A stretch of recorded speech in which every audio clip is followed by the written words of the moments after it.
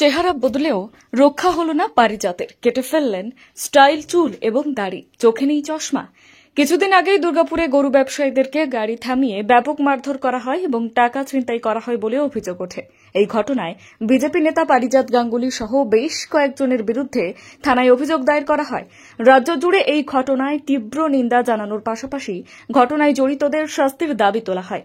অন্য অভিযুক্তরা গ্রেফতার হলেও ঘটনার মূল অভিযুক্ত পারিজাত গাঙ্গুলি ছিলেন ফেরার।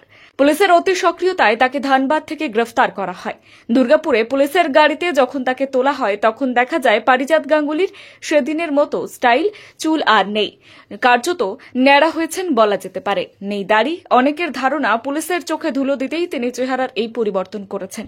কিছুদিন আগেই দুর্গাপুরে গরু ব্যবসায়ীদের এই পারিজাত গাঙ্গুলির নেতৃত্বে ব্যাপক মারধর করা হয় এবং টাকা ছিনতাইয়ের অভিযোগ ওঠে।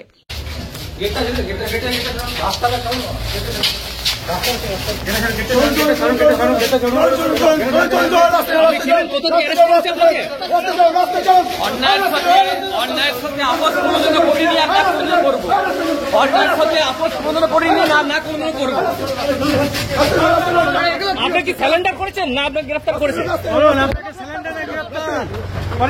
আপনাকে গ্রেফতার করেছেন।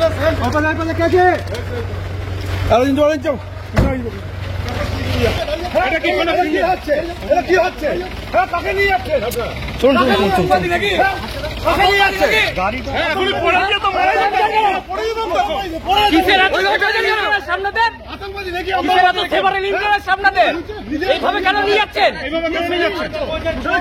কিসের ফেভারেল ইন্টারেস্ট আপনাদের? স্বার্থ জড়িয়েছে কিছু? হ্যাঁ, কিসের স্বার্থ? এখন তো পড়ে গিয়ে আমরা মরে যেতাম। আরে গাড়িটা যদি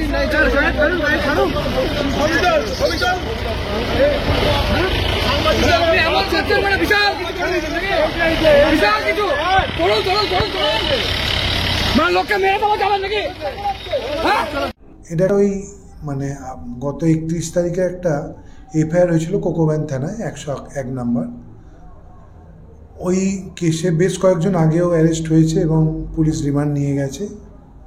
বেশ কয়েকজন পুলিশ রিমান্ডে ছিল, আজকে প্রোডাকশান হয়েছে, জেলে হেফাজতে রয়েছে। আজকে পুনরায় 3 জনকে ধরে পাঠিয়েছিল, তার মধ্যে পারিজাতও ছিল। পুলিশ পিসিপিআর দিয়েছিল, মানে পুলিশ রিমান্ডের জন্য তদন্তের স্বার্থে দিয়েছিল। আমরা দীর্ঘক্ষণ জামিনের জন্য শুনানি করি, পুলিশের কিছু ভুল ত্রুটি আমরা তুলে ধরি। আদালত মনে করেছেন যে এই মামলায় ওকে আজকে বেল না দিয়ে পুলিশ কাস্টডি দেওয়ার প্রয়োজন আছে তদন্তের স্বার্থে। সেই জন্য এসিএম দুর্গাপুর সাহেব 5 দিনের জন্য পুলিশ রিমান্ড দিয়েছেন। 17 তারিখে পুনরায় প্রেরণ করতে বলেছেন।